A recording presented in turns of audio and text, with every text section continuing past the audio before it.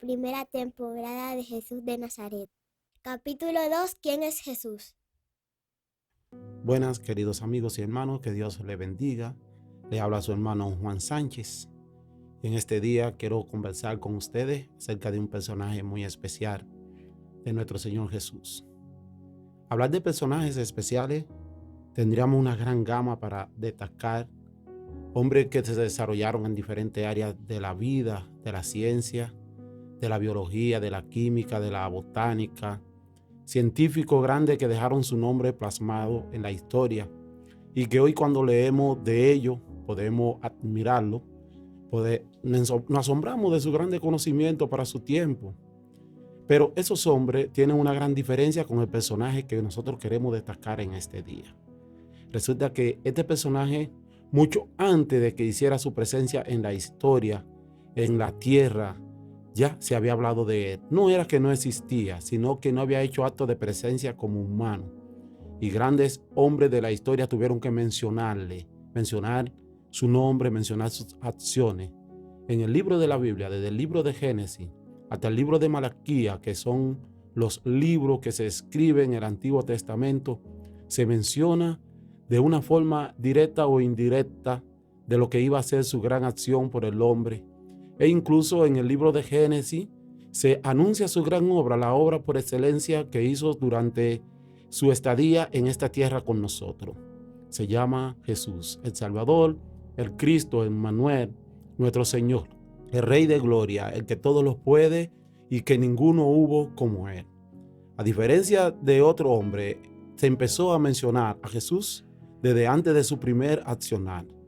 En la caída del hombre, allí aparece por primera vez su mención, hablando de aquel que iba a herir la serpiente en las cabezas y que iba a rescatar al hombre. Pero no se quedó ahí, sino que cada acción en el Antiguo Testamento refleja o tipifica a Jesús en su acción. Por ejemplo, el arca de Noé, donde se escaparon, donde se salvaron una gran parte de la humanidad. La serpiente levantada por Moisés en el desierto cuando el pueblo estaba siendo atacado por una serpiente que tipifica a Cristo. Y un grupo de hechos, de modo que tienen que reconocer a que David, que el Señor le dice que en su trono no faltará rey, pero David pereció y rápidamente desapareció. Hay una frase muy hermosa en los Salmos donde el Señor le dice a David: siéntate a mi diestra hasta que ponga a todos tus enemigos por estrado de tu pie. Pero no a David, se lo está diciendo a aquel que de su linaje, de la manera humana, iba a llegar a sustituirlo. Hablando de en esa misma área en el Antiguo Testamento, si nos vamos al libro del profeta Isaías, hay una mención muy especial de este hombre que venía a la tierra. Dice que no habría belleza ni parecer en él, para que no tuviéramos estima sobre él. Mas, sin embargo, él llevó toda la carga de nuestro pecado y fue molido por esa acción nuestra, por esa acción delictiva. Pero él quiso sobrellevar en él todas esas ofensas al Padre para restablecer nuestra vida con Dios. Pero yéndonos al Nuevo Testamento de manera rápida por motivo de tiempo, podemos ver cómo Juan inicia sus escritos en el libro de Juan. En el principio era el Verbo, y el Verbo era con Dios, y el Verbo era Dios. Y ese Verbo vino y se hizo carne. Entonces hace una mención de alguien que destaca a Jesús de manera especial, que primero vino Juan, no refiriéndose a Juan el apóstol, sino a Juan el Bautista, y anunciaba: arrepentido y convertido, porque el reino de los cielos se ha acercado. Allá el reino de los cielos está con nosotros. Y le preguntaron: Juan, ¿tú eres el Cristo? Y él dijo: no, yo ni siquiera tengo la dignidad, ni siquiera yo me siento capaz de poder amarrar los cordones de su sandalia, para hablar del poderío, de la gran presencia del Señor. Y luego apareció Jesús. Y exactamente como dijo Isaías, no se le tuvo en gran estima. Era alguien sencillo, alguien que prefería a aquellos que estaban en debilidad, alguien que prefería a aquellos que estaban pasando por una situación grave, alguien que prefería visitar los ciegos, alguien que prefería visitar los inválidos, alguien que prefería ir donde los desposeídos y anunciarle una esperanza nueva. Aquellos que se creían enfermos, y en una mención se lo menciona a los demás, diciéndole: el Hijo del Hombre no vino a los que estaban sanos, sino a los que estaban enfermos. Y en otra le dice: el Hijo del Hombre vino a las ovejas descarriadas de Israel, diciendo que aquellos que prestaban atención a lo que él era, esos tenían la oportunidad de conocer su grandeza, pero no le tuvieron por estima, no le vieron como alguien muy importante. Trataban de atacarle, trataban de destruirle inmediatamente. Pero Dios estaba con él, según se había prometido en todo el Antiguo Testamento, y que solamente iba a ser dañado cuando el Señor lo permitiera. Y así, acompañado de un grupo de hombres que ninguno eran de una gran realeza, que ninguno eran príncipes, que ninguno eran reyes, que ninguno eran sacerdotes, sino hombres comunes de la calle, hombres que estaban en el mercado, hombres que estaban cobrando los impuestos, hombres sencillos, hombres comunes, hombres que todos conocían, porque los grandes no tuvieron estima y rechazaron a aquel que iba a sufrir, aquel que iba a llevar sobre él nuestro dolor, nuestro quebranto, nuestro pecado, aquel que iba a restaurar nuestra relación con Dios. No le tuvieron como estima. Y así pasó su vida en Palestina, por la calle polvorienta, de modo que en una ocasión dice en alta voz: las zorras tienen cueva para dormir y las aves de los cielos tienen nido, mas el Hijo del Hombre no tiene ni siquiera una piedra donde recostar su cabeza. En sus reuniones siempre fue franco con sus discípulos, les mencionó las cosas como eran, de modo que ellos hacían preguntas y él, sin titubear, les respondía. En una ocasión se reúne con su discípulo en el libro de Juan, capítulo 14, y Tomás le hace una pregunta, diciéndole: Señor, no sabemos a dónde vas, ¿cómo pues podemos saber el camino? Jesús le contestó: yo soy el camino y la verdad y la vida, y nadie va al Padre si no es por mí. Si me conociera mi Padre, también conociere, y desde ahora ya le conoce y le han visto, porque a mí me han visto.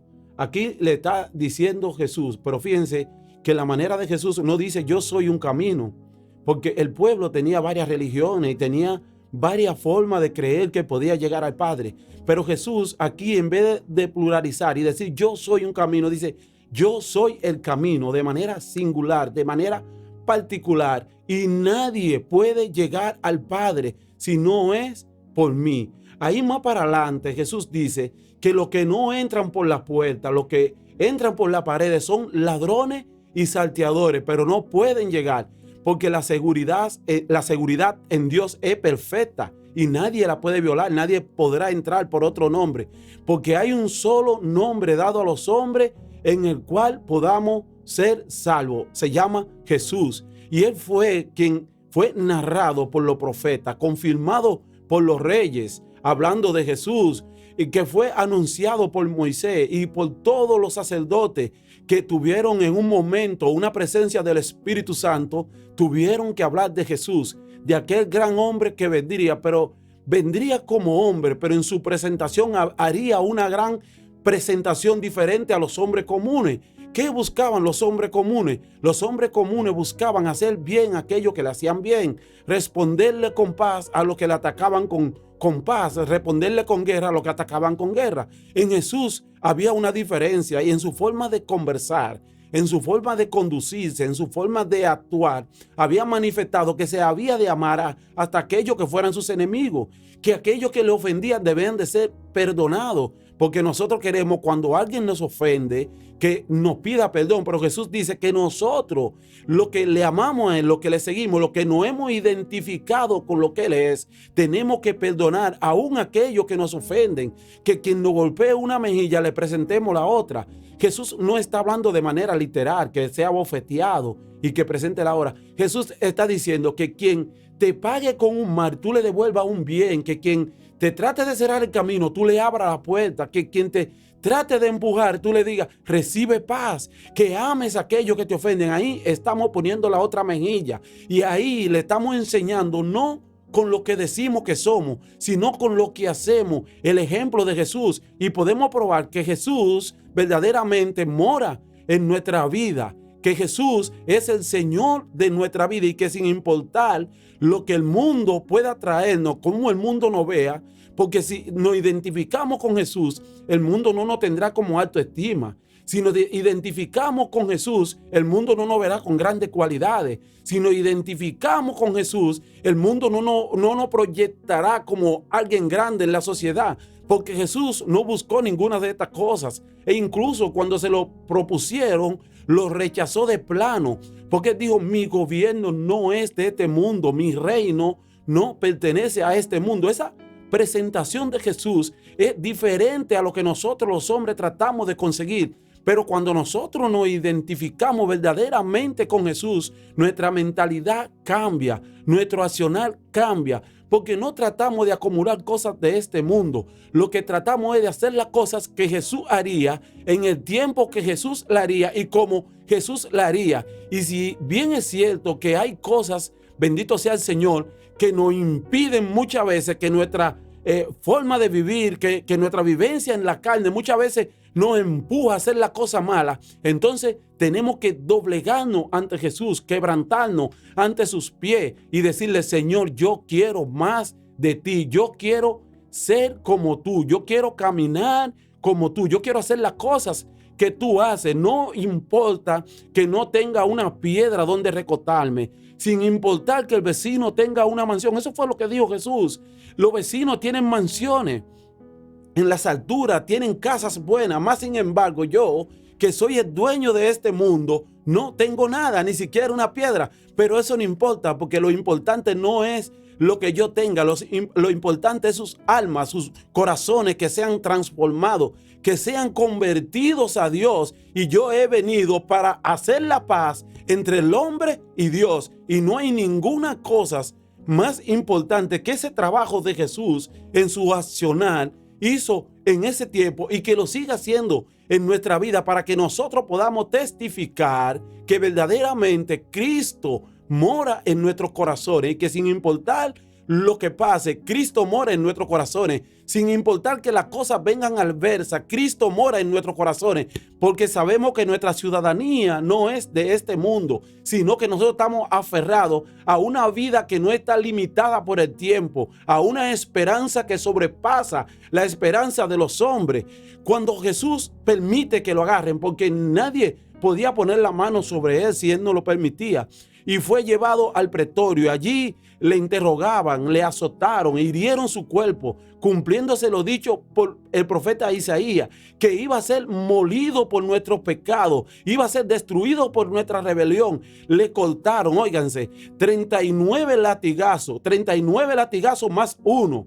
Si usted multiplica eso, que cada una de esos latigazos tenían, bendito sea el Señor, un aguijón con 3 puntas, que eran 9 hoyos, 9 heridas que hacían por cada latigazo que le daban a Jesús. Y te multiplica 40 por 9. Sus heridas destruyeron su cuerpo. Bendito sea el Señor. Pero aún así, él pudo llegar hasta el lugar donde iba a ser crucificado, aunque con ayuda, pero allí pudo llegar con su cruz a cuesta. Y cuando lo subieron a la cruz, que estaba allí, que pasaron grandes milagros, en vez de decir que bajen los ángeles del cielo y que lo destruyan, o en vez de decir que se abra la tierra y se lo trague, en vez de decir lo condeno para siempre, en vez de decir Padre castígalo, porque ellos tienen conocimiento de lo que hacen, solamente abrió su labio y dijo, Padre, perdónalo, porque ellos no saben lo que hacen. Porque si ellos supiesen lo que hacen, supiesen que tú estás aquí junto con ellos,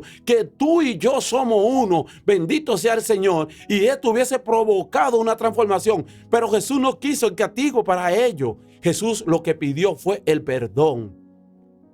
Si imitamos a Jesús, por grave que parezca la situación, por grave que parezca el hecho en contra de nuestra vida, si Jesús mora en nuestra vida, podemos decirle al Señor, Padre, perdónalo, porque ellos están en oscuridad, y el que está en oscuridad no puede leer. El que está en oscuridad no puede reconocer. El que está en oscuridad no tiene la capacidad de discernir entre el bien y el mal, porque Satanás ha oscurecido la mente de este mundo, porque el príncipe de este mundo, que se llama Satanás y es príncipe de la tiniebla, ha tomado la mente de los seres humanos, y ellos son incapaces de entender, de discernir entre lo que está bien y lo que está mal. Pero aquellos que hemos sido iluminados, aquellos que hemos abierto nuestro corazón, aquellos que hemos oído el llamado de Dios, aquellos que hemos permitido que Jesucristo entre a nuestra vida, entre a nuestros corazones, podemos caminar. Y no solamente podemos caminar, bendito sea el Señor, sino que no tropezamos, porque andamos con el Señor de la luz, con el Señor de los milagros, con el Señor de la visión, aquel que nos ayuda a discernir entre el bien y el mal, aquel que nos dejó su Espíritu Santo para guiarnos, para sostenernos, para darnos la fuerza aún cuando estemos decaídos. Aquel nos dice y nos enseña por dónde debemos de conducirnos. Pero Jesús no solamente fue torturado, Jesús no solamente fue molido, Jesús no solamente fue herido por su costado, fue maltratado con las palabras de los que estaban allí. La falta de conocimiento. Tú no dices que eres el Hijo de Dios, ¿por qué no te desciende de ahí? Tú no dices que eres el Hijo de Dios, ¿por qué no te salva tú y nos salva a nosotros? Habían frases de todo tipo, porque aquellos hombres y mujeres no entendían la misericordia, la gloria y la grandeza de Dios, y llevaron a Jesús. Dice que muy de rápido lo llevaron, porque se aproximaba el día de reposo, y lo pusieron en una tumba y le pusieron una gran piedra, una piedra gigantesca. Quizás 30, 40 hombres movieron aquella piedra, pero cuando pasó el tiempo que estaba establecido en las Escrituras, aquella piedra no pudo retener a Jesús, porque no hay muro que lo retenga, no hay situación en nuestra vida que retenga a Jesús, no hay cosas, bendito sea el Señor, que pueda parar a Jesús. Cuando nosotros abrimos nuestro corazón y Él dice que va a entrar a nuestro corazón, no importa la piedra que ponga Satanás, Jesús entra. Bendito sea el Señor, porque el mundo entero Él lo hizo, porque todas las cosas fueron hechas por Él. El apóstol Juan, en el capítulo 4, versículo 11 del libro de Apocalipsis, dice: digno eres, Señor, de recibir la gloria y la honra, porque tú has creado todas las cosas y por tus manos todas fueron hechas. Así que no hay nada que Jesús no pueda mover para que tu vida no sea cambiada, para que tu vida no sea transformada. No hay nada que Jesús no pueda mover para que tú le conozcas. No hay nada que Jesús no pueda mover para que tú seas cambiado, para que tú permitas que en tu corazón entre aquel perfecto, que donde le brindaron odio, brindó amor. Donde le dieron guerra, brindó paz. Y aquellos que le hirieron, en vez de maldecirle, le dijo: perdónalos, Padre, porque no saben lo que hacen. Hoy yo te quiero decir a ti, amigo y hermano, que Jesús está en la misma situación. Jesús está en la misma posición. Y sin importar la ofensa que hayamos tenido contra Él, Él le está diciendo al Padre sentado a su diestra: perdónalo, Padre, porque lo hizo, bendito sea el Señor, porque no había permitido que yo le brindara la luz. Pero hoy es el día para que Jesús interceda por ti ante el Padre y que tú puedas aceptarle en su corazón. Deseo, amigo, hermano, que no has escuchado, que sigas escudriñando quién es Jesús, porque no habría tiempo para destacar su cualidad especialmente de amor por la humanidad. Sigue escudriñando, pero más que escudriñar, búscale de corazón y permite que ese Jesús maravilloso y glorioso pueda entrar a tu vida y brindarte la paz y el gozo que tanto necesitamos. Que Dios te bendiga y Dios te guarde, y pronto nos veremos, y si nos arrepentimos todos, nos veremos en el reino de los cielos. Dios te guarde, querido amigo. Comparte este video con tus amigos y no olvides tocar la campanita.